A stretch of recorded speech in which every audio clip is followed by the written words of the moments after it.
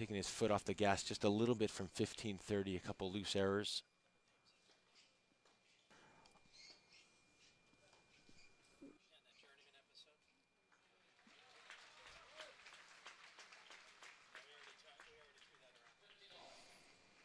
Real nice spacing on that forehand. Good footwork, measures the ball, and finishes with his racket to the target.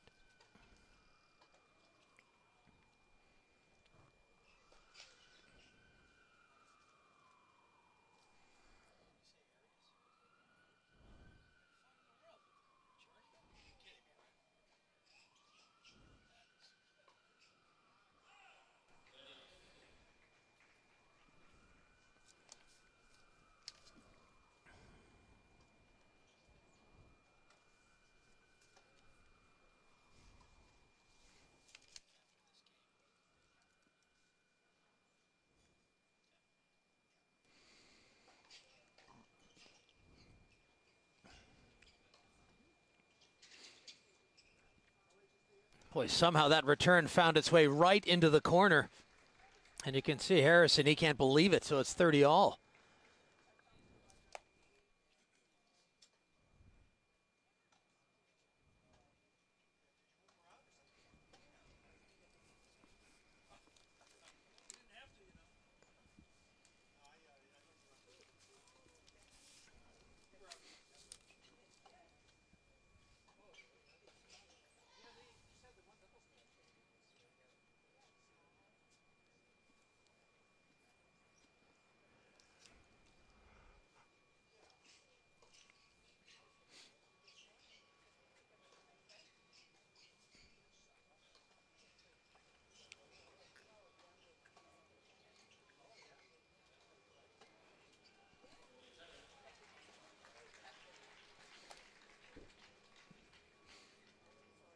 Didn't miss by much. But Harrison has to be careful. He's leaving a lot of balls in that nebulous zone in the middle of the court where Lou really excels.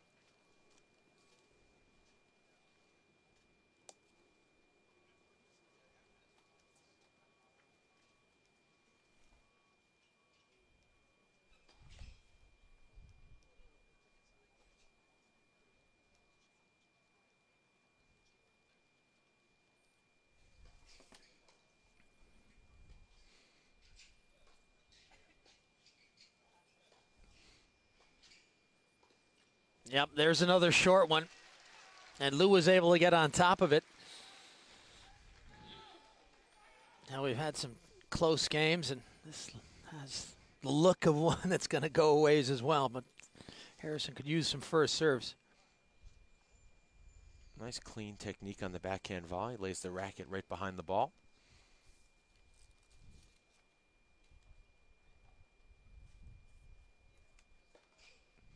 Now you mentioned that Lou is in the semifinals of the doubles alongside the herald of Frank Moser, taking on Mark Knowles and Xavier Malisse.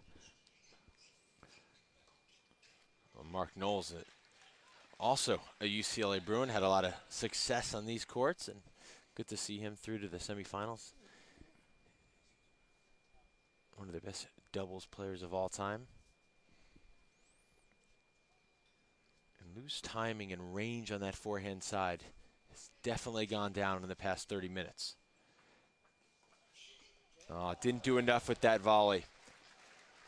Just guided it. And when you're playing someone as quick as Lou, you have to really commit to that forehand. He just popped it, left too much air underneath it. In today's day and age, when you can bring the ball up and down so quickly and find angles from the corners, just not a good enough volley.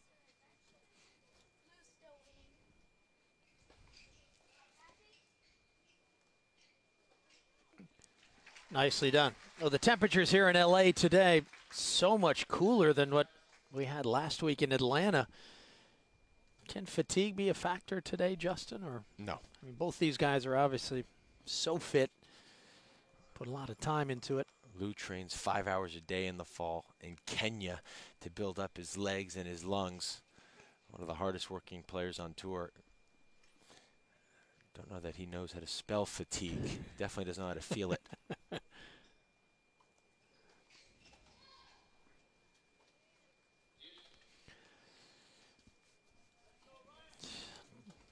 Back to deuce we go.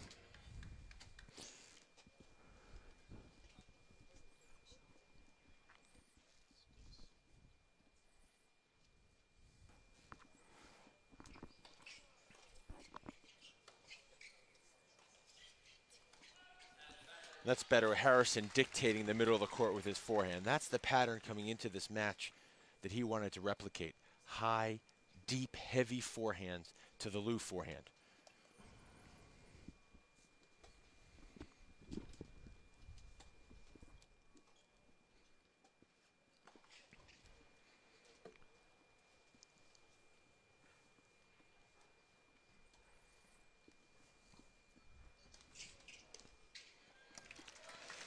It's also kept Lou off balance, mixing up paces and locations on the serve. Lou out in front of that one because Harrison taking pace off and using the extreme kick on the ad.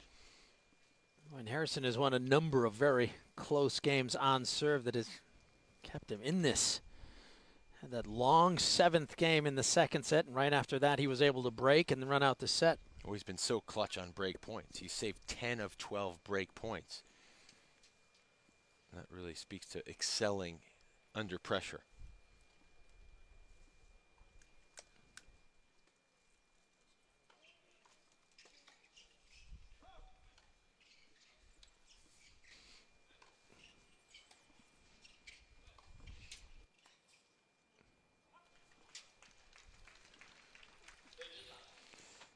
Of course, the story that always makes the rounds about Ryan Harrison was that at age of 11, played the Shreveport City Championships, reached the final. Ended up playing his dad in the championship match. His dad won that one. Not sure he'd like to line up against him these days, would he?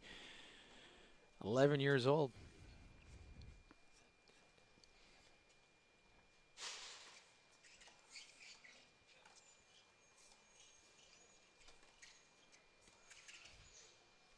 He hasn't had much success with that lob. It's an amazing story on how the Harrison family came to tennis.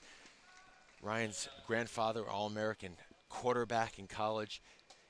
Then he started coaching, and he was offered some supplemental income if he would coach the tennis team as well. He had never played tennis. He read a book about tennis, taught himself it. As a result, his son got into it, Ryan's father.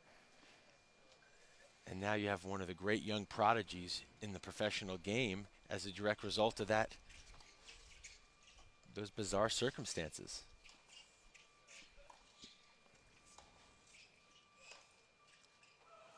Also, it's worth noting that another great prospect in American tennis is Ryan's younger brother, Christian. He's battled some health issues,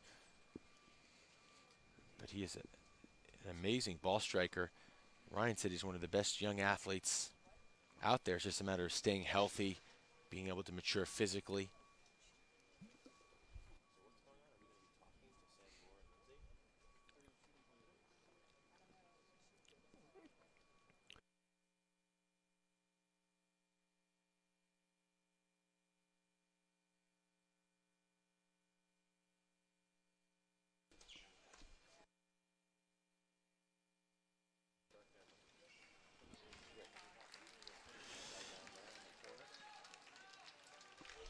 Yeah, able to get on top of the bounce and drive the ball very flat.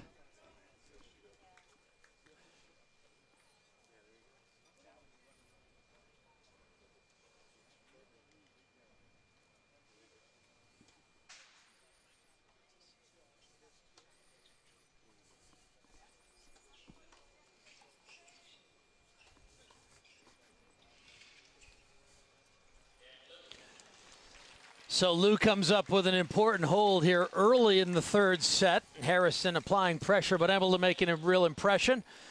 A little bit later today from the Bank of the West Classic at Stanford. An important quarterfinal match from the WTA, and we've got Lindsay Davenport and Sam Gore, who are at the campus of Stanford.